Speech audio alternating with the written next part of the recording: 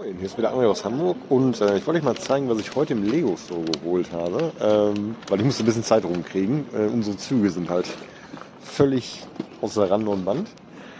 So, das ist die 75334. Das ist ja momentan so das kontroverseste Set am Markt. Ich habe das jetzt geholt für 50 Euro, aber 32 Euro davon waren VIP-Punkte.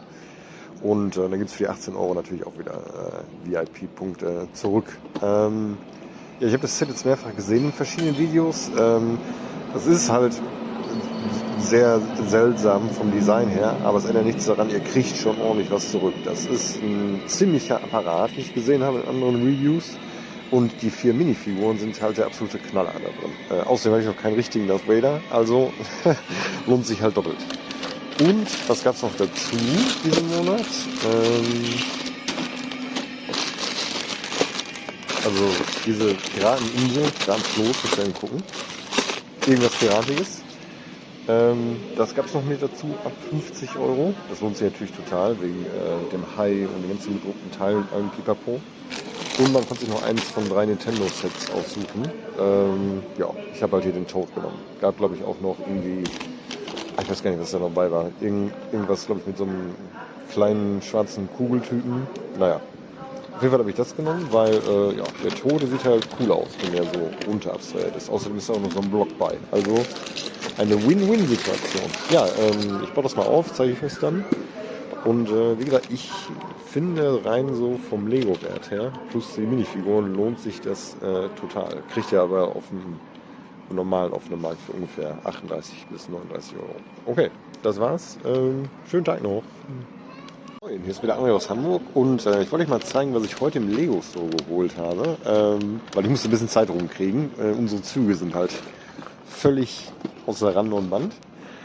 So, das ist die 75334. Das ist ja momentan so das kontroverseste Set am Markt. Ich habe das jetzt geholt für 50 Euro, aber 32 Euro davon waren VIP-Punkte. Und dann gibt es für die 18 Euro natürlich auch wieder VIP-Punkte zurück. Ja, ich habe das Set jetzt mehrfach gesehen in verschiedenen Videos.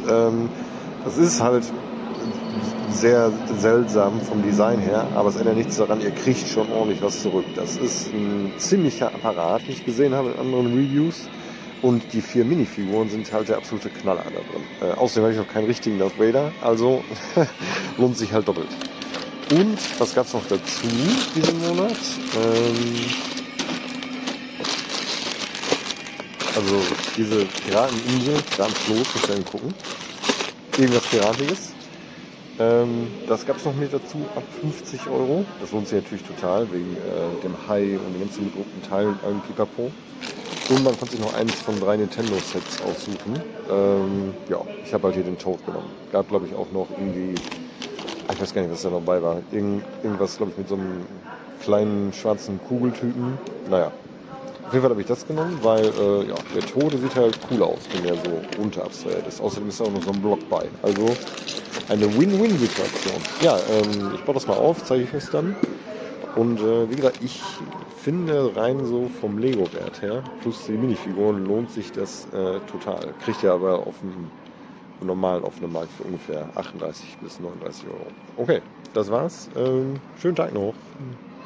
Measurements on him. So he is 1/4 scale, meaning 4 times smaller than a real life version. About 18 inches wide. And the base is about 16 inches deep. His feet hang over a little bit more than that, as you can see. And the tallest part of the throne is just under 25 inches. Now, there's some switch out options for his portraits in his right hand. First right hand here, he's holding the dog tags. And I believe these are Guile's dog tags. The other one, he's actually using his psycho power, that's what they call it, to produce a flame, which looks really cool. 5 different portrait options, starting with this one. Mouth closed, a little bit of a grumpy face, has his hat on. Here he has a little bit of a smirk, almost a sneer. Here he just looks pissed, teeth gritted. Then you have one where a really maniacal smile, and I love this one. It actually comes in 2 versions, with the hat and then here without. So I like those options. That is pretty cool. Assembly, as you saw, was really, really easy. I think he scaled pretty well. He might be a little bit big. It's difficult to tell when a character's sitting down, and let's be honest, he's a character from a video game, so it makes it even more difficult. So I do plan to put him with all those other Street Fighter pieces. He's going to be right in the center. If you want to see what that looks like, check out the Extreme channel, Instagram, Facebook, TikTok. I post exclusive content on there. The link is in the description below. One issue I would say I had is the claws for Vega are a little bit bent. Here's a picture right here, so not fantastic. But it's on the back where, again, I won't be seeing it. So design-wise, that's really the only flaw, so I think it's a strong 4 out of 5 on the design. I think the other big negative why I didn't get a 5, it's just so big compared to the other characters, although you kind of want that because he's such a focal character. But let's look at the paint and sculpt. As a spoiler, it's fantastic. Now let's start with his portraits really quick. I'm not going to focus too much on this one because I have that in a combination of other portraits. So this is the exact same portrait, but it has the mask on. I think they did an excellent job. I like the skin tone. It's very characteristic of the video game. It has this video game type feel, and you see that with the hair on this one as well. It doesn't need to be too sculpted. This is how I'd expect his hair to look like. I love the strands in the front. And the veins they painted in really just show him like pulsating power. I like that. I think it's a good mix with the flesh tones. Teeth look really nice. All the eyes are whited out as they are in the video game, so I think that's cool. And again, a lot of the same characteristics on each portrait. Here's the one where he's grimacing a little bit. I think the gap between the teeth is a smallish, or the teeth. I just call them tooths. The teeth. You also see a little bit of pink highlight in the eyes to make them look more evil. And I notice it's different on each one, so I don't think that's intentional, though. I think that's just due to the painter. The helmet or the hat looks fantastic. Actually looks like real material. You can see that in both the sculpted and the shine on the paint. Look how clean that paint is with the symbol there. So incredibly well done. And then of course the last one, the really grumpy face. I love that detail of the sculpt in it, just all those different variations in his face. Now on the bottom here, they had to figure out something to sit the platform on, so, or the throne on. It has some rivets, and it's kind of this mix of colors. Not something you're really going to spend a lot of time looking at. And then the gold or copper tone they use, so it's almost like a dome, like a ball or a world, and I kind of like that. And then rising out of that are his 3 bosses. So Balrog here, and it's showing up more on camera here, but it almost looks like a mix of silver. I don't see that when I'm looking directly on it. It's not as apparent. But I love the musculature on these guys. There's a classic scar for Sagat, however you want to pronounce it. Skulls all over the place as well, with white teeth, or kind of a golden chrome porcelain teeth. So I like that difference. Then Vega, and then you see flames on the back. Again, the silver that's showing up here isn't showing in real life, so that's kind of interesting. And again, the M. Bison symbol coming out of the sides, and that blue aqua gray color I really like. I like how the gold trim around this, and then it's cracked. Pretty neat. And then the robotic coils, or whatever I was talking about there, they look good as well. Nice silver shine to them. Not too shiny, but not too dull. You can see the individual segments in them. Looks really good. But Bison is what you're here for, and they did steal it. He does steal the show. You know, at the front here, very clean black boots, and then these huge shin guards he always wore. A few markings of battle damage. His costume looks phenomenal. Absolutely phenomenal. I love the way that the clothing falls. Almost looks like it's real clothing instead of sculpt. And you can still see his musculature behind it. Look at that huge bicep. And then different shading in different areas really just bring it out. And look how clean the paint is with the black trim on his jacket. His belt. Now this cape here is really amazing. So this is fully sculpted right here with the skulls. The cape, the way it flows, again, it looks like fabric, and just kind of a cool shine to it on top of the texturized surface that it has. I love how it falls like that. So many cool things on this, really incredible. Paint job's fantastic. The sculpt is pretty fantastic as well. Really impressed. Starting with the paint, I love what they did. That copper looks great. I'm glad it wasn't gold. I have to give the paint a 5 out of 5. It was so clean. I think they did really good. Again, a few minor tweaks here and there could have been better, but wow. And Sculpt, equally as good. This is the first Street Fighter piece from this line, but I think they're going to do more, and I really hope they do, because I will probably buy every single one. They look absolutely amazing, because this Sculpt is also a 5 out of 5. Now, this bad boy was not cheap. As you can tell, a lot went into it. It's so heavy, it's not hollow or anything like that. But he was $1,400 before the $450 shipping price tag. A little bit less than $450. But you're over $1,800 in for a 1/4 scale piece. Now, granted, this is bigger than most 1/3 scale pieces, but that is a lot of money. Thankfully, very rare, and it's done fantastic. They only made 60 of these, so I think that's incredible. And it just has some great options. So I think this is going to be highly sought after, despite Street Fighter statues not having that big of an audience, to be honest with you. So I think the value is probably a 3 out of 5. I think you get your money back. Me shipping this somewhere would be another couple hundred, so it's about $2,000. I think I could get that, but not more money. Maybe I could. I don't know. I know that the audience for Street Fighter stuff is not as big as like Marvel or DC. Now, does this have the X factor? This guy did not disappoint. He had every expectation. Definitely going to be the centerpiece. And I've talked about this for a long time. He is the reason I kept my Street Fighter collection. And I'm so glad I did. Although I could just say I want to put him with my Throne statues. He worked really well there, too. So I still have that option one day. But he's a 5 out of 5. Definitely has the X factor. I'm not disappointed at all. So if you've ever played Street Fighter 2, I want you guys to throw down below in the comments today so you can try and win a statue. Who is your favorite character to play as? And not only who's your favorite character to play as, who did you hate playing against? What was always one of the toughest ones? We will be giving all of these statues away, plus additional ones, at every 5,000 subscriber milestone. To win one of these statues, all you have to do is make sure you've liked this video, you've subscribed to the channel, you've hit that bell notification, and then just drop a comment below. Every 5,000 subscriber milestone, we are going to do a random drawing and pick a random comment and give one of these statues away, plus some additional ones I'm not showing right now. The more videos you comment on, the higher your chances are to win. Thanks guys for celebrating this moment with me. It is absolutely fantastic. I love it. Let me know what you think and who your favorite Street Fighter person was in the comments below. Make sure to hit that like button. Costs you nothing. Really easy to do. Helps the channel a ton. Watch some of these other videos. I'll talk to you soon. Ich bin heute endlich mal wieder bei einem Live-Event bei dem UX-Camp Hamburg, ein klassisches Barcamp, und ja, ich nehme mich einfach mal ein bisschen mit, zeige, was der Tag so bringt und was ich lerne.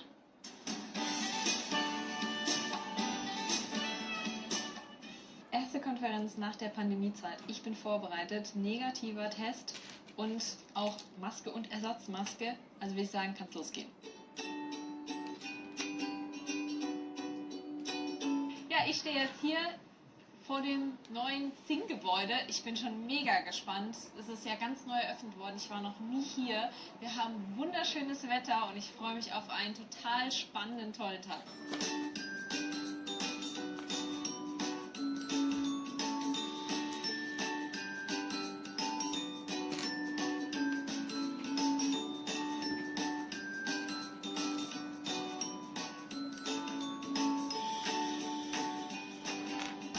Ja, passend zum farblichen Thema gibt es auch gelbe Masken. Die muss ich jetzt natürlich gleich anziehen, damit ich auch noch mehr hier zum UX-Camp passe. Ich finde es super und sehr beeindruckend. Also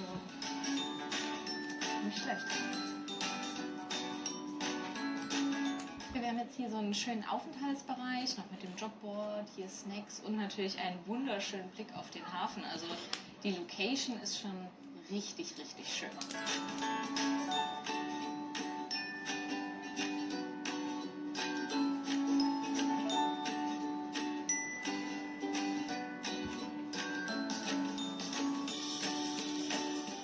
Ja, das Session Planning ist jetzt gelaufen. Ich glaube, ich sollte mal ein paar Worte darüber verlieren, wie so ein Barcamp eigentlich überhaupt abläuft. Also ich wusste eigentlich nicht, was heute passiert, sondern man geht hier hin und pitcht seine Session. Also jeder kommt quasi mit einer Idee, über das er sprechen möchte. stellt es vor und dann stimmen alle ab, ob sie Interesse an dieser Session haben und daraufhin wird dann ein Plan erstellt, welche Sessions parallel stattfinden oder nicht, damit man eben möglichst viele Sessions nicht parallel hat, die für viele interessant sind. Ich bin jetzt gleich als allererstes dran. Ich bin ehrlich gesagt ganz froh drum, weil dann habe ich das abgehakt und kann den Rest des Tages genießen. Und ja, meine Session ist ja heute, wie man als einzelner UX-Designer überlebt. Die Räume hier in dem New Work SI-Gebäude sind wirklich sehr beeindruckend. Also man hat hier einen wunderschönen Blick auf den Hamburger Hafen. Das ist wirklich phänomenal und ja, das ist schon sehr beeindruckend hier. Was mir jetzt schon auffällt, das Netzwerken mit der Maske finde ich ein bisschen schwieriger. Also nicht nur, dass man die Leute schwieriger wiedererkennt, es ist halt auch so das normale Anlächeln, was man vielleicht mal so macht, um einfach in Kontakt zu treten, fällt einfach weg. Man hat ja nur die Augen. Aber natürlich, Masken sind wichtig und deswegen finde ich es umso cooler, dass es hier dann auch die gelben Masken passend zum Thema quasi gibt. Mein Talk ist jetzt fertig.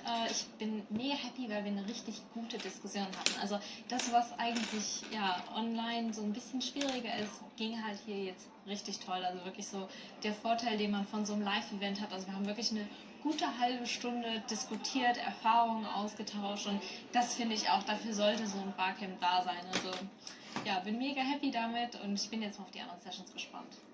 Ich war jetzt in der ersten Session als Zuschauer, dabei ging es um UX Acceptance Criteria, also ja, was man machen kann, um einfach zu bestimmen, was muss erfüllt sein, damit auch entsprechend eine gute UX erfüllt ist. Spannend fand ich dabei, dass man die Notizen, die man normalerweise ja in sein normales Konzept reinpackt, in seine Wireframes, einfach als Akzeptanzkriterien umwandelt und diese in Tickets reinschreibt, um diese einen Ort der Wahrheit zu haben und nicht irgendwie zwischen verschiedenen Dokumentationen hin und her wechseln zu müssen. Dadurch nutzt man einfach das, wo die Developer sowieso sind, nämlich in den Tickets und dadurch ist man einfach noch ein bisschen effizienter und es gehen keine Informationen oder dergleichen verloren. Jetzt gab es Mittagessen, war sehr lecker und das Schönste ist eigentlich, dass man einfach mal gemütlich zusammensitzt, sich mit Leuten austauscht, was deren Erfahrungen sind und ja, ich glaube, das ist auch das, was so ein Event eigentlich ausmacht. Also so dieses Erfahrungen sammeln, Erfahrungen austauschen und ja, das macht auf jeden Fall wieder super, super Spaß. Jetzt geht es in die zweite Tageshälfte. Heute Nachmittag gibt es noch 3 Sessions. Und ja, dann bin ich jetzt mal gespannt. Jetzt nicht die Session nach der Mittagspause. Es ging um das Thema How do I want to work? Also wie möchte ich arbeiten? Da ging es darum, was sind toxische Erfahrungen, die in dem Fall Christian hatte. Und er arbeitet jetzt bei UX&I und die haben nämlich ein soziokratisches Aufbau der Unternehmensstruktur, dass eigentlich es keine klare Hierarchie mehr gibt, sondern dass jeder zuständig ist. Und er hat halt auch gesagt, dass nicht jeder für gemacht. Also man muss eben schon so einen gewissen Drang mitbringen, sich einzubringen und auch nicht nur das Ganze als Job zu sehen. Man kriegt nicht mehr von irgendwelchen anderen Parteien gesagt, was man zu tun hat, sondern man ist quasi selber Herr seiner Aufgaben. Also spannendes Konzept, also geht wirklich sehr passend in Richtung New Work, auch hier heute passend zu dem Namen unseres Hauptsponsors. Ja, und jetzt gucke ich mal, ob ich einen Kaffee bekomme. Ich höre nämlich schon die Baristas den Kaffee aufschäumen. Also definitiv erstmal Zeit für eine Kaffeepause und dann geht es jetzt gleich an die Research Repositories. Da bin ich auch schon sehr gespannt. Ja, der Talk über Research Repositories war wirklich super spannend. Also hier im Hintergrund sieht man die Emotionskurven der Teilnehmer mit ihren Research Repositories. Es gab einige, die hatten schon Erfahrungen damit gemacht, andere noch nicht so stark. Und ich fand vor allem hier sehr gut, dass nochmal so darauf eingegangen wurde, okay, was sind eigentlich die Unterschiede, was ist so der Fokus, worauf sollte man achten, was ist der Zweck, was ist der Sinn eines Repositories und was ist eben wichtig, wenn man selber eins aufbaut und worauf sollte man achten. Also wirklich Hands-on-Tipps, die ich auch wirklich mitnehmen kann. Also ich muss sagen, ich glaube, der Talk hat mir bis jetzt am meisten gefallen. Tatsächlich, weil es für mich am meisten in meiner Situation was gebracht hat. Jetzt gibt es eine kleine Kaffeepause, weil das UX Camp Hamburg wird ja 10 Jahre alt. Deswegen gibt es jetzt auch noch ein paar Süßigkeiten. Ja, das ist jetzt die Tour durchs New Work Gebäude. Nichts für Leute mit Höhenangst, definitiv.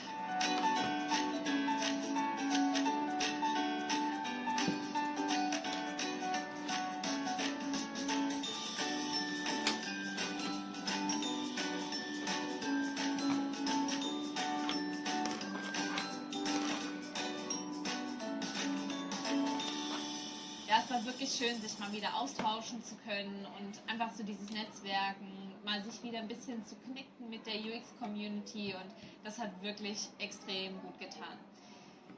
Ich habe auch tatsächlich 2019 das UX-Camp besucht, dazu habe ich auch mal ein Video gemacht, also schaut da doch mal rein. Falls dir dieses Video gefallen hat, würde ich mich auch über einen Daumen nach oben freuen, abonniere doch den Kanal, um kein neues Video mehr zu verpassen.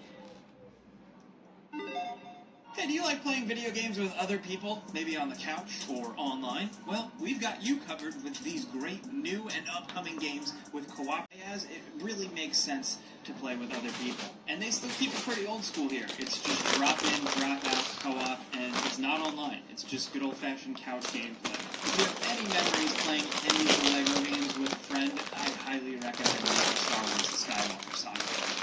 Next over number 14, we have Dying Light 2. Dying Light 2, believe it or not, people forget actually supports up to 4 players cooperatively, and it can be quite a bit of fun. It's not perfect, it's a little messy here and there, especially with that launch, it was a little hard to figure out how to actually do it, but running around these worlds, parkouring with other people, dashing zombies together, can be a blast online. You can fully free roam, but you have to stay anybody but the host, so there's that. But at the very least, loot and item drops and all of that are completely localized for you. And really, the biggest focus is just all the zombie murder and the parkour free running stuff. It's so much fun. It really holds up. And again, like I said at the start, just doing it with other people just makes for a good time.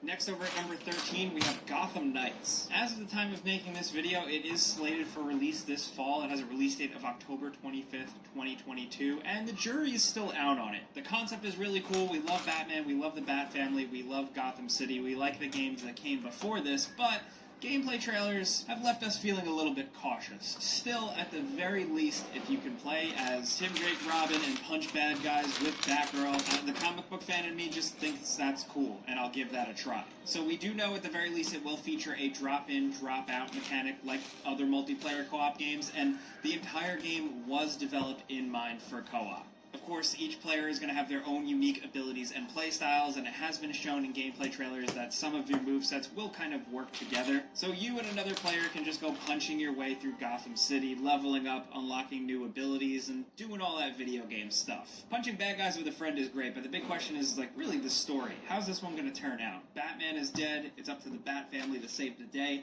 There's a lot of cool villains involved, specifically the Court of Owls. A lot of people are really excited to see where that goes, and hopefully we'll find out soon. Like I said, October 25th, 2022 for all the major consoles. Next over at number 12, Warhammer 40k Dark Tide. Now, if you were into Vermintide, then there's this. This is another 4-player co-op action game within the Hive City, and it's very much looking like you up against a bunch of wave-based AI enemies. And I mean, just from what we've seen here, like from the gear to the level design, the mood, the atmosphere, but also the feedback and real payoff of the weapons, this looks nothing short of incredible. If you have played Vermintide and its sequel, you probably know what's up by now, but this one, Dark Tide, is looking even more special. There's going to be a lot more combat options, a lot more customization to your playstyle with the different loot and stuff, and just seemingly a lot of chaos. It looks absolutely awesome, and it's releasing September 2022. Next over at number 11, we have Tiny Tina's Wonderlands. This is the Borderlands spin-off that really surprised us. It's actually pretty fresh and really fun and engaging, and of course, like any Borderlands game worth its salt, you can play it with friends. It works pretty much the same way, and what you get here is a Borderlands spin-off that's more fantasy-focused, but like in a less annoying way, actually pretty cool. It's really cool to play and just see how the Borderlands stuff really fits into a more fantasy, mythical epic. And plus, building out your own character with RPG stats and all that classic stuff is really fun, and it really works here. The weapon types are totally different, the world, level design, enemy types are totally different, the things you do on quests are different, and while it may not last you as long as a traditional Borderlands game, it is definitely just something nice and different. For me, it was exactly what the doctor ordered. Playing with a friend makes it better.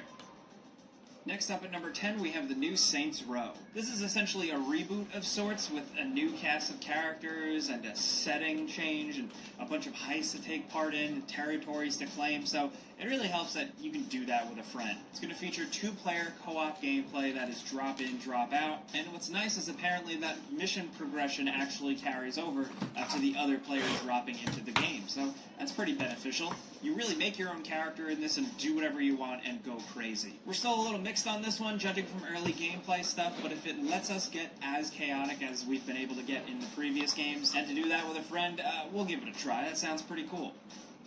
Next, over at number 9, we have V Rising. This is a little bit of a different game. It's one where you play as a vampire. You're awakened from a slumber that lasted centuries, and you're weak, and you need blood, so you start your journey of gathering up easy prey before you're eventually able to rebuild your castle and become a vampire lord. All of this is surrounded around survival elements from a top-down-ish perspective with some pretty awesome combat and actual vampire elements like having to worry about the time of day and sunlight and stuff like that. It's really about sticking to the shadows during the day and thriving out in the open at night and really building up your survival stuff. Now, it's open world, and you'll be able to play online either competitively or cooperatively, which makes for some pretty interesting situations. If you want to be a vampire raider or a proper diplomat, you have all these choices, and doing it with a group of friends can be pretty cool.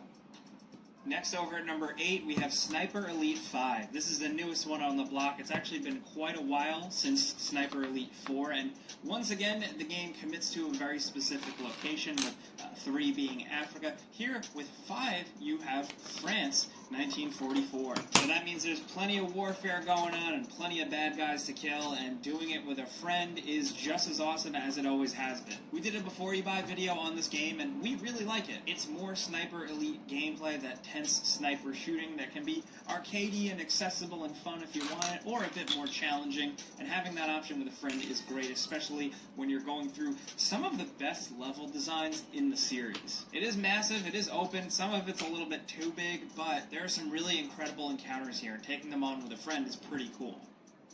Now, next over at number 7, we have Midnight Ghost Hunt. This game finally got a full release March of 2022, and it's a multiplayer hide-and-seek game. Straight up. You drop into maps and you play as a group of hunters trying to track down ghosts, but where other players play as ghosts, hiding in just seemingly random objects. So at any point, the ghost can strike out at you and your friends as just an inanimate object. And it can be really funny, but also really tense and engaging. So while this is more of a competitive game than a cooperative game, it still requires a lot of teamwork. 4 versus 4.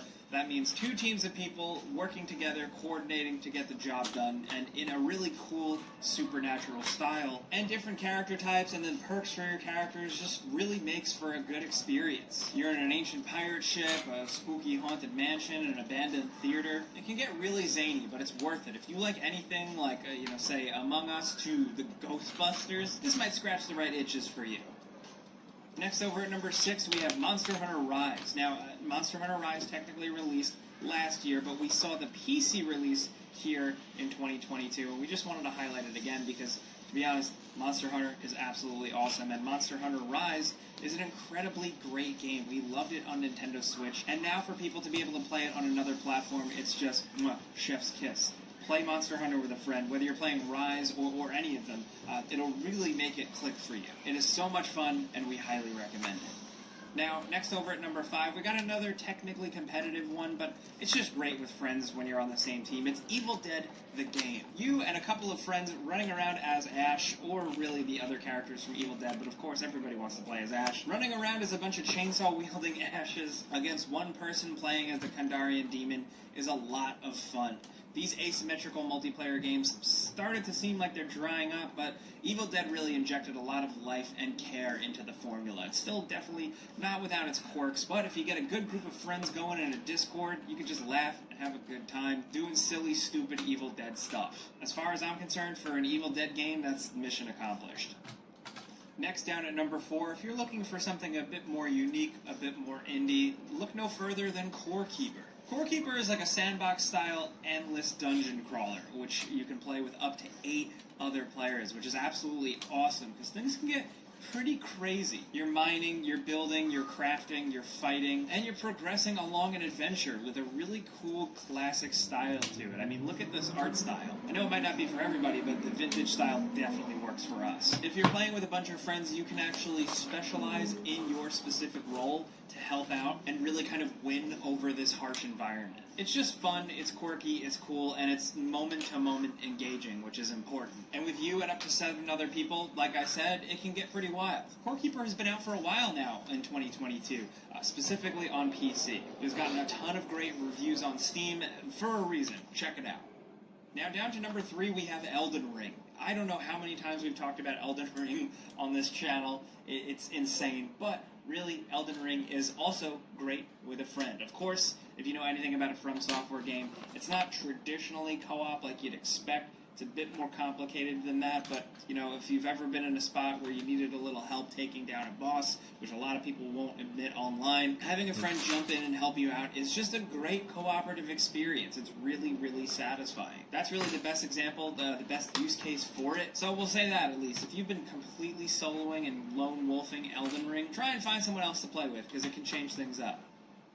Now down to number 2, we have Cuphead, the Delicious Last Course DLC. Yes, believe it or not, this DLC expansion add-on for Cuphead finally released not too long ago, and it is not getting enough love. It's absolutely awesome. It's under $10. It adds a handful of new bosses, a whole new island, a playable character, Miss Chalice, that has her own different nuances to learn, new abilities and attacks, and it's just absolutely awesome.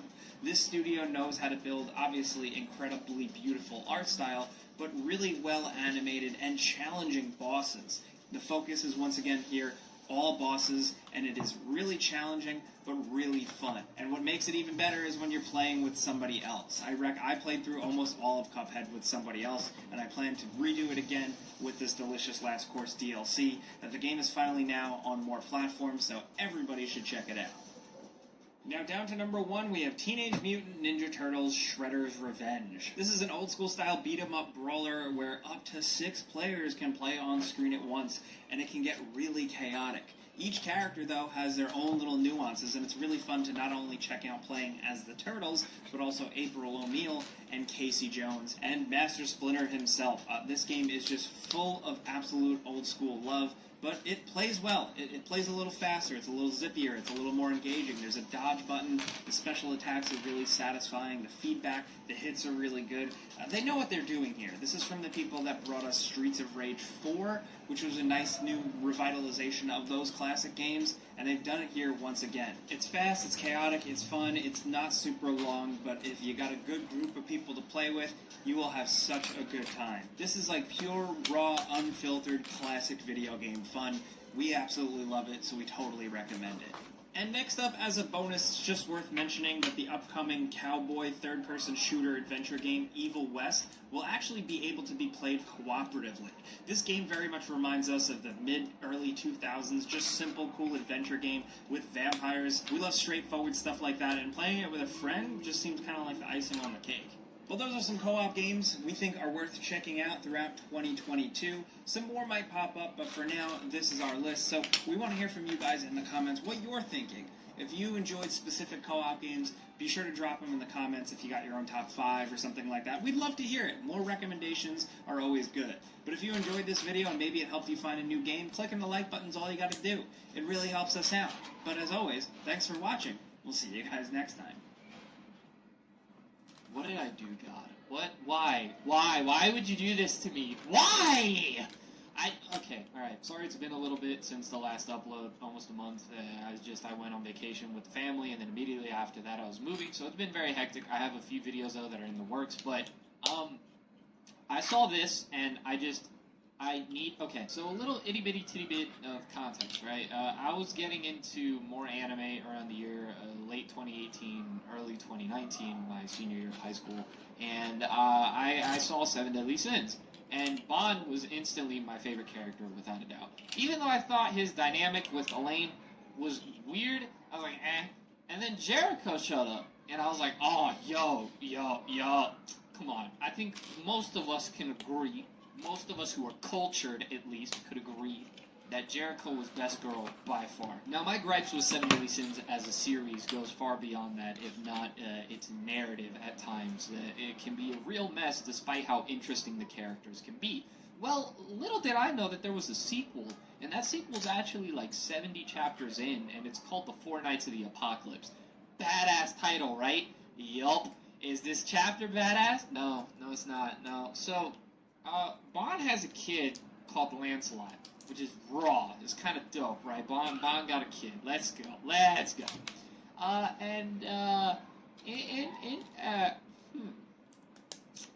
Why can't the author just write a normal relationship? None of them are normal. None of them. Like, and listen, I'm not talking about the girl's 30 and the guy's 100 years old or something like that. No, that's not what this is. It's not what this is at all. This isn't what it is at all. So Lancelot goes looking for Jericho, right? And then he asks her. He's kind of like, "Yo, why'd you disappear?" And he was saying, I was a hopeless prince who always whined and complained. I always held on to your leg. And she said she couldn't be happier because those 3 years with him were the happiest ever. And she says that she loves him. And he's like, "Oh yeah, nah, I love you like family." And she's like, "Oh, nah, I love you like a man. And I was in love with you and falling in love with you during that 3-year adventure. Now, I don't actually, you know what, we're gonna so in the current story, he's 16, and in the moment where she was catching feelings for him, he was 10. He was 10 years old, ladies and gentlemen. He was 10 years old, and her dialogue says, a child who hasn't lived even as half as long as me, a woman falling for someone she thought of as a little brother, and made you sick, doesn't it? I don't know about Lancelot, but why? Why her? It could have been anyone else! I'm tired. I don't know. Why does this happen? Bro, she couldn't get the dad, so she went for the son. And she even is wishing for a world on the other side where she could be with Lancelot. And I just... Jericho, I know Bond didn't break your walls, but that doesn't mean it's okay to go after his boy. That is not okay. That is straight in. This is this is weird, but Seven Deadly Sins being one of my first anime, and Jericho being it's that first female anime character, you're like, yeah, she's dope. She's a criminal. I read stuff that's infamous for being provocative, for very, very, graphic reasons. But even this, just be a masked man, and catch you on the next video and reviews.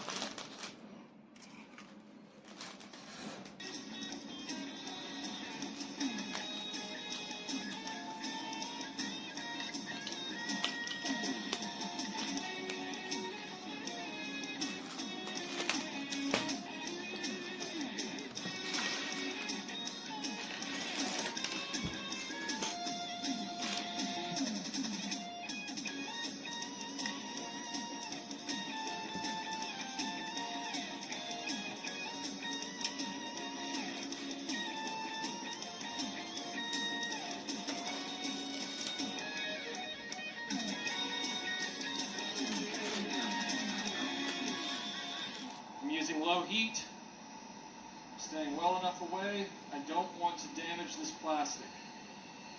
As much as it doesn't look like it's improved, it's actually improved a lot. I've done a number of careful applications with the heat gun, and I've been very careful in that regard because you don't want to damage the plastic while you're doing this process, or else you're really in a bind. So it was a very conservative application of the heat. There's still a little bit of a forward warp to it, but not like it was. It's far more in the ballpark of where it's supposed to be.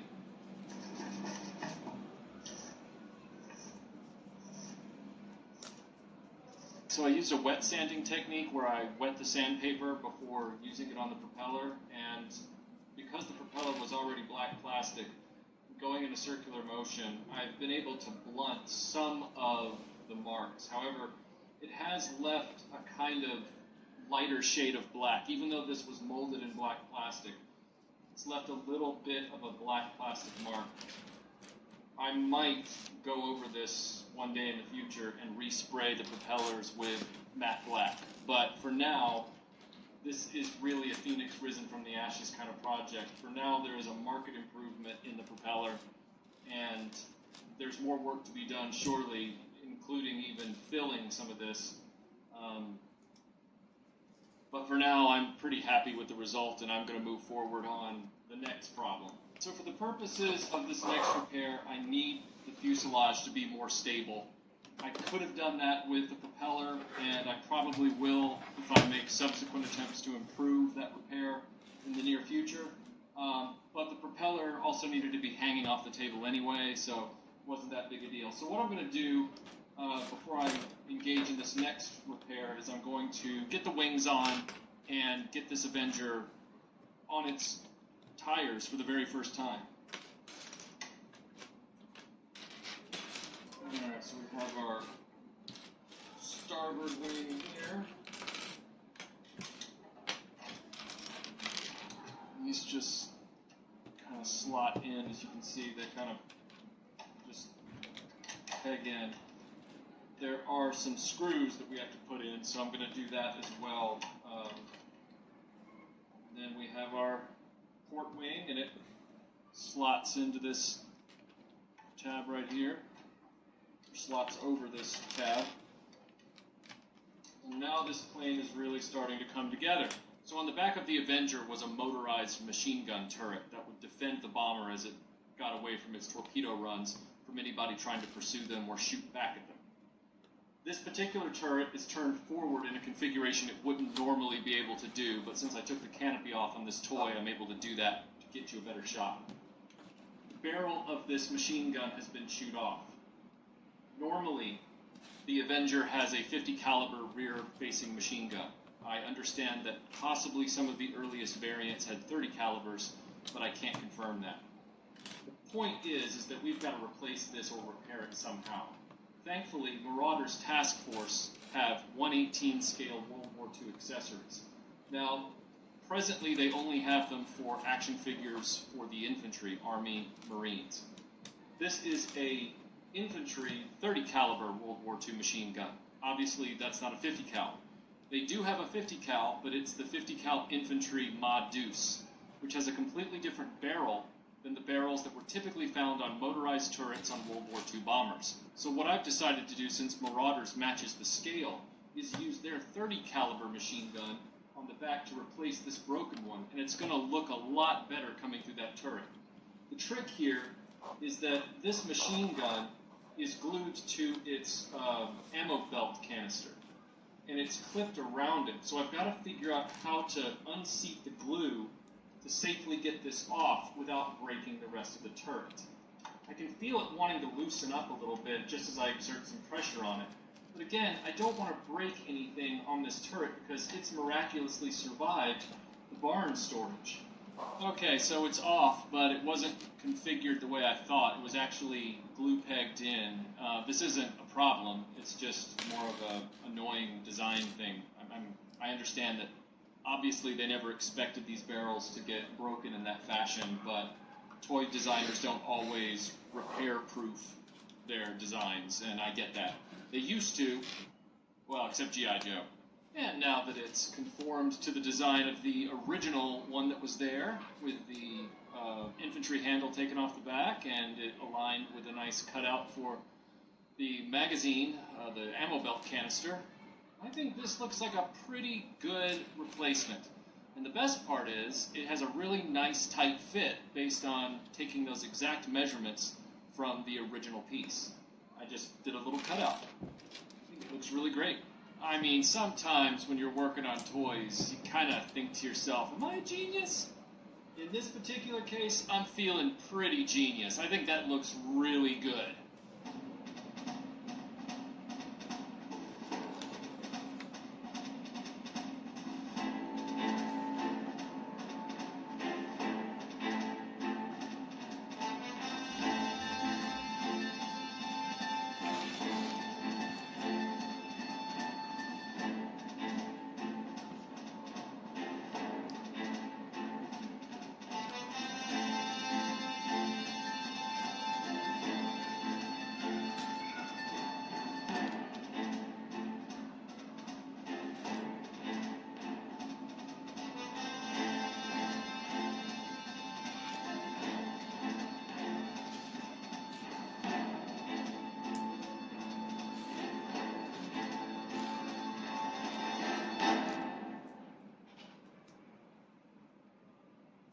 Alright, so this process is pretty straightforward. I'm using Lego antenna or the equivalent thereof. And then what I'm going to be doing is using a hand drill, and I'm going to be drilling out all of the busted joints that are still, in there. See that? And I'm going to drill out the holes in the legs as well, and then bridge them with extensions from these antenna.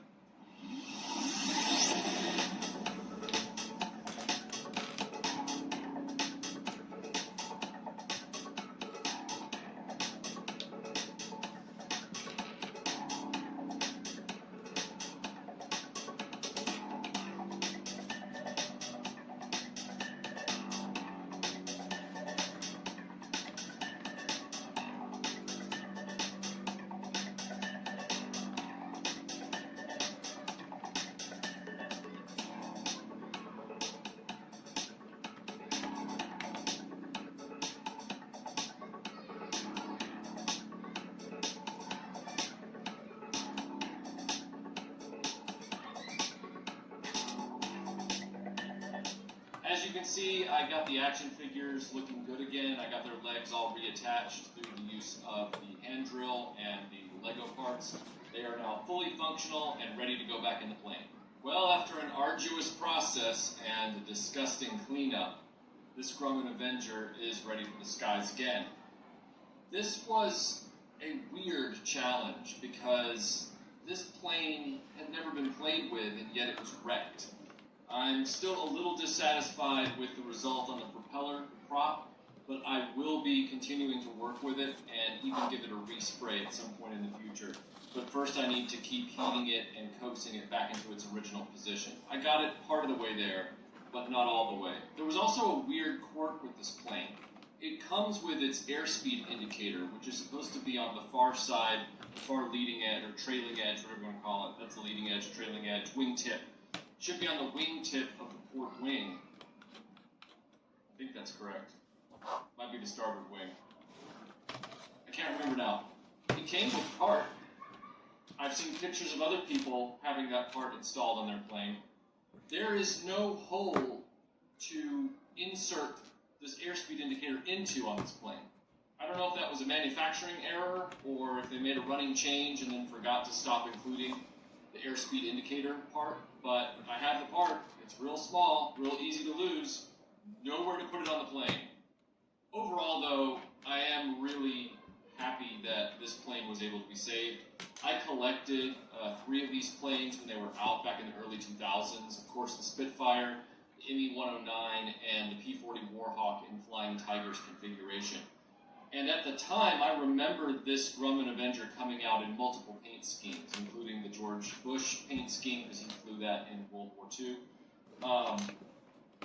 I never bought it at the time in any configuration, but I did write to 21st Century Toys after seeing it, because I saw that their ambition was starting to get really impressive. And I said, hey guys, I would love for you guys to do a 1/18 scale B-17 Flying Fortress, specifically the Memphis Belle, the B-17F.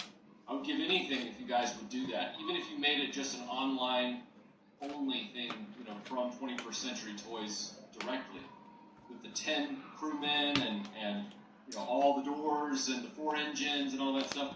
Because when I saw this plane with the moving turret and the big radial and the multi-person crew, I thought, oh,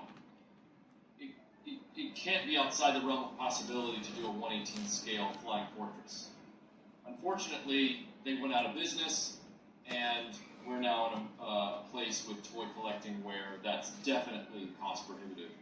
But it would have been amazing back then when it was still affordable. I mean, yes, the Flying Fortress would have been over $150, because you've got to remember, these were selling for $49.99.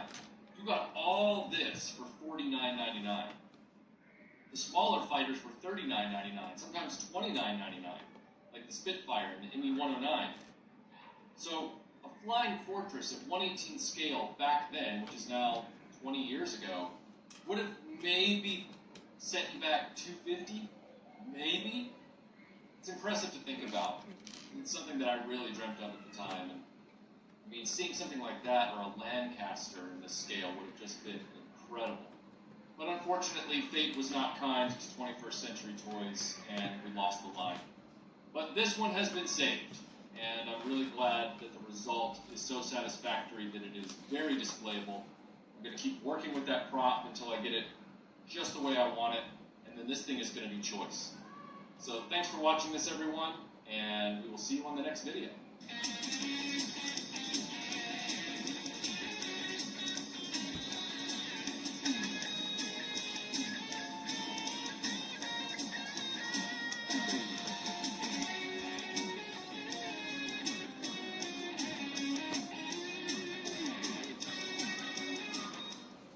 This year for video games has been kind of crazy when you consider the overwhelming success of something like Elden Ring, or how much hype there's been for God of War Ragnarok. But something that's additionally sort of caught my eye is that there have been these tinier projects, little experimental games that maybe they're not the big headliners, but they're incredibly fun nonetheless. And that is Dragon Ball Breakers.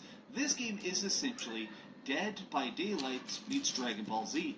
It is a scary horror game that's set inside the Dragon Ball Z universe, and what's kind of surprising the most, it's pretty dang fun. But let's talk about how it works and some of the weird issues it does have. What's up, gamers? Dreamcast Guy here. Hi, hope you're having a great day. If you would, please give this video a like. Let's see if we can get this video to 2,000 likes. Now, what is Dragon Ball Breakers? This game is an asymmetrical multiplayer survival horror experience. What that means is that every lobby is 8 different players, 7 survivors, and 1 hunter. Now, in this game, it sort of plays upon an aspect of the Dragon Ball Z universe that I think many of us have not considered, which is that inside DBZ we see crazy Super Saiyans and ultimate Kamehamehas, but a lot of times there is just normal people being completely screwed over by super godly alien beasties. So when you play this game, there are 3 separate hunters that can be played. There is Boo, there is Cell, and there is Frieza. Now, in this beta version of the game that I've been playing this weekend, I've played about 4 hours of it so far, I only had access to Cell and Frieza. The way this game works, though, is that the 7 survivors are just trying to escape.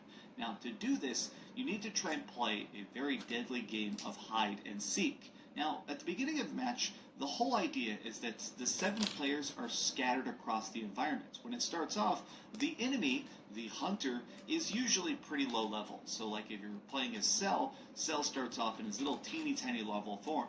For every person he manages to eat, he slowly levels up to become Cell's second form and eventually perfect Cell.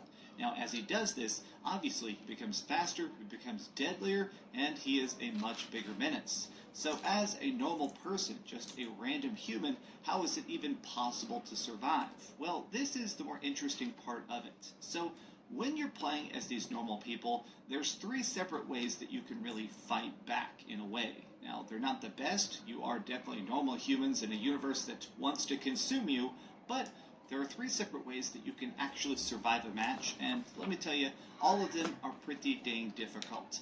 In most of the matches I've done, I died a terrible coward's death hiding in a cave. But to me, that's kind of the enjoyment of it. So whenever you're playing as the survivors, you need to scrounge up loot. While you're just trying to explore, you're going to find these big old glowing boxes, which will give you different randomized items. These could be things like a dragon radar, so you can find the Dragon Balls. You can find shields that'll make it so you can take an extra 1 or 2 punches from these super evil beasties. Or you can find special stuff like, I don't know, a freaking rocket launcher. But this does bring me to how it is you can escape. So there are 3 separate ways that you can get away. Now let's begin with what is definitely the easiest and most common way of escape, which is the time machine. So obviously in the Dragon Ball Z universe, people time travel constantly. It seems like there's more time machines than freaking cars. But in this, Super Trunks has placed a bunch of these keys in each of the different environments. The map is broken down into these different zones, so it's a bit easier to understand. There's like 5 different zones. Each zone has a special key hidden inside it. If your players, and there are 7 of you, manage to find all 5 of these time machine keys and activates them, the Super Time Machine shows up and you can fly away in it. Now, here's the funny part. When it comes to the Super Time Machine, you can be an absolute jerk with this thing. So whenever it shows up, if you happen to be the person who puts in all the keys and jumps in it, you can fly away and leave everybody for dead. I've done it. It's funny to do. But the whole general objective is that there is a point system. The more of your fellow survivors that live, the more upgrades you're going to get, the more you're going to level up and get cool new unlockable cosmetics for customizing your particular survivor. But if you want to be a super jerk like me, you can just fly away instantly and say so long ta-ta. But let's talk about the other two ways that you can fight back, which is the Dragon Balls and the power-up system. So let me start off by talking about the Dragon Balls because it's much easier, and then the a little bit more complicated but still very interesting power-up system after that. So Dragon Balls, these are kind of scattered across the map. Now, gathering these up is actually pretty dangerous. Not only can they be at the bottom of lakes and inside of caves or inside of, like, underneath a mattress in a house and stuff, the problem is that the hunter is able to destroy parts of the map. I mean, Frieza has blown up planets. He has no qualms about laser beaming you to death. So while you're trying to explore and gather stuff up, these guys pretty much know where you're at. The more you gather up Dragon Balls, the more of an energy reading you put off, he is going to track you down one by one. Now, as these guys eat you, of course they're getting stronger, but the other problem is sort of a power creep. When the hunter is killing you, you can be permanently destroyed. Like, if you're just knocked out, that's like the initial stage, not a big deal. But if the hunter actually comes up and grabs your body, he can disintegrate you, which means you cannot be revived. Well, players who manage to get all the Dragon Balls allow you to grant wishes, which can either end the match. I think you can wish for the bad guy to just get disintegrated himself, or you can revive your friends. The main key to trying to get away, though, is definitely the time machine. The time machine is the easiest way to escape. Now, the final thing you can do is this power level system that is very, very random at times. So, while you're collecting loot, you're definitely going to... Moin, hier ist wieder André aus Hamburg und heute gucken wir uns mal die 75-3-34 an. Das ist das Duell zwischen Obi-Wan und Darth Vader. Das ist ja momentan ein sehr heiß diskutiertes Lego-Set, eben aufgrund des Preises und des sehr seltsamen Designs. Ich bin allerdings ein Fan davon, nachdem ich das jetzt in einigen Videos gesehen habe, weil das schon eine riesige Plate ist mit coolen Spielfeatures und ja, 4 sehr, sehr guten Minifiguren. Der Preis ist wahrscheinlich ein bisschen so hoch, wie immer, aber das macht ja nichts, wenn das eine feine Sache ist, die aber am Ende rauskommt. Ja, ich packe das mal aus und danach werde ich die Kamera so einstellen, dass wir so das formale Aufbau-Video haben. So, was haben wir denn hier an Füßen?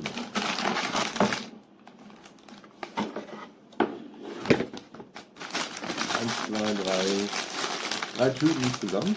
Hier wieder, so bitte 1. Einmal die Anleitung. Was haben wir hier? Ja. Sieht sehr klassisch aus. Und der Karton nochmal. Die Vorderseite haben wir ja gerade gesehen. Und die Rückseite nochmal. Da sieht man das Set auch. Und die Spielfeatures dazu. Die zeigt er nochmal. Ich glaube, das Hauptspielfeature wird sein, dass die beiden halt so gegeneinander kämpfen können und dass man die halt so hin und her drehen kann. Ja, und auf der Seite auch nochmal so ein kleiner Shot. Gut, dann fangen wir mal an mit dem Aufbau. Moin, hier ist wieder André aus Hamburg und jetzt gucken wir uns auch mal die 75-336 aufgebaut an. Nee, Moment. Moin, hier ist wieder André aus Hamburg und jetzt gucken wir uns mal die 75-334 aufgebaut an. Habe ich euch ja schon im anderen Video mal gezeigt, dass ich die jetzt heute geholt habe. Das Set ist ja sehr kontrovers, aufgrund dessen, dass es halt irgendwie eine seltsame Idee ist, einfach so ein Stück Landschaft zu machen, mit ein paar Minifiguren drin. Ich muss sagen, die 50 € sind schon ein bisschen sportlich. Nicht zu sagen, die 40 wären eigentlich ein guter Preis und da nochmal Rabatt drauf. Aber ihr kriegt das Ding jetzt auch für ungefähr 38, 39 € überall. Und bei Lego halt für 50. Also was hier daran ziemlich cool sind echt viele ungewöhnliche Teile. Also solche Sachen und so weiter, das habe ich alles noch gar nicht bei anderen Sets gesehen. Zumindest nicht in dieser Größe. Da sind noch ein paar coole Spielfunktionen bei. Allen voran ist, dass man hier quasi so eine Flammenlinie ausklappen kann. Das funktioniert hier über so einen Mechanismus, der mit dem Gummi festgemacht ist. Dadurch ist jetzt halt Spannung drauf. Und hier unten könnt ihr die auch schon sehen, die Reihe. Wenn man das halt so auseinanderzieht, zack, dann kommt das so raus. Das ist immer das erste Spielfeature. Ja, hier hinten kann man halt noch so eine Kiste mit den Kristallen aufmachen. Sieht auch cool aus. Kann man auch so ein bisschen hier so Räder hin und her drehen. Ja, und das andere Feature, das so ein bisschen nervig ist hier so eine Kiste bei. Die ist lose festgemacht zwischen 4 so einzelnen Noppen. Und ja, da wird die Kiste einfach ausgesteckt und dann kann man die halt so umkippen. Dann fallen die Teile da so raus. Ja, das sind übrigens 2 einzelne kleine Boxen hier. Ja, bei dem einen kannst du jetzt gar nicht richtig raus. So. Aufgrund dessen, dass ich davon nicht genervt werden will, werde ich die dann hinterher einfach hier mit auf dem Boden verbauen. So wie viele andere von denen ja schon da verbaut sind. So, hier hinten ist so eine kleine Antenne. Die fliegt halt ab, wenn man da viel rumgeistert. Aber sonst ist sie natürlich fest. So, ja, und das Hauptfeature ist natürlich hier, dass man die beiden gegeneinander kämpfen lassen kann. Und die sich halt so gegenseitig weghauen. Aufgrund der beiden Scheiben, auf denen die draufstehen. Jetzt ist der Stein dazwischen gekommen. Das ist ja witzig. So. Ja, wie gesagt, der eine muss der andere dann immer weghauen. So, so funktioniert es direkt besser. Ja, und ihr seht ja hier aufgrund der Scheiben, die beiden schieben sich dann halt so weg, wenn sie die Lichtschwerter gegeneinander hauen. Ja, Obi-Wan ist hier nochmal auf 2 so durchsichtigen Einern angebracht. Das soll so ein bisschen seinen Machtsprung demonstrieren. Weiß ich nicht. Funktioniert so semi-gut. Ich werde ihn halt hinterher einfach auf die Platte stellen. Ja, wie gesagt, das Ding ist jetzt nicht irgendwie so ganz weit weggeholt von dem Preis. Das ist schon massiv, es ist groß, coole Teile bei, vor allem auch diese transparenten Teile. Die Kiste ist echt schick, diese hier auch. Ja, und das Highlight sind natürlich die 4 Minifiguren. Da haben wir einmal hier den Droiden, der ist halt Hammer. Hat auch eine Hand. Also wirklich eine coole neue Figur. Ja, dann wieder so einen typischen Imperialen. Der ist auch cool. Oder sie, besser gesagt. Ja, haben wir einen Obi-Wan. Ich weiß jetzt nicht, ob der sonderlich exklusiv ist, aber ich finde den super. Meiner hat so ein bisschen hier so einen starken Angriffspunkt oben auf den Haaren, aber es macht nichts. Sieht cool aus. Ja, und der Darth Vader ist hier das ganz große Highlight, weil er hat auch den vielbesagten Armprint. Ich hoffe, ich kriege das jetzt irgendwie scharf.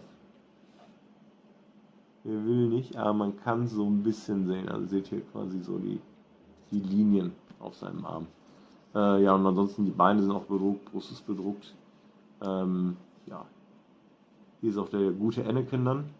Ich finde auch dieses Teil hier unten cool, also die untere Stütze von seinem Helm, was so eine Art Kiefer ist. Ja, total super. Also, man kann sagen, ja klar, der Sinn dahinter ist wahrscheinlich, dass sie die 4 Minifiguren da reingepackt haben und dann so ein bisschen Set drumherum gebaut und das soll dann den Preis rechtfertigen. Aber ich finde, das ist kein schlechtes Set, das ist auch mal irgendwie was anderes als diese anderen Battle Scenes, die es alle gibt, so mit Darth Maul gegen Ahsoka und so weiter. Und ich finde auch, da sind echt ein paar clevere Spielfunktionen bei. Also das Ding hier in der Mitte, das ist echt mal richtig geil, wenn das so ausklappt. Also, das kann mal was. Ja, dann ich hoffe, euch hat das gefallen.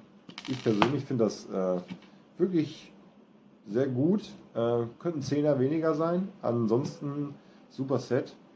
Großartige Minifiguren. Der Droide vorneweg. Und dass hier jetzt mal ein vernünftiger Darth Vader dabei ist, macht eigentlich das ganze Set schon wert, wenn man halt sowas noch mit braucht. Und da es ja die hellgrauen und so mittelgrauen Platten und Steine sind, ist halt super für Star Wars. Da kann man immer was mit anfangen. Ja. Und wer will, kauft sich auch einfach 2 davon. Verkauft die Minifiguren, dann kann man sich hier schon ein schönes, großes Ding bauen. Gut, dann ich hoffe, das hat euch Spaß gemacht und schönen Abend noch. Ciao.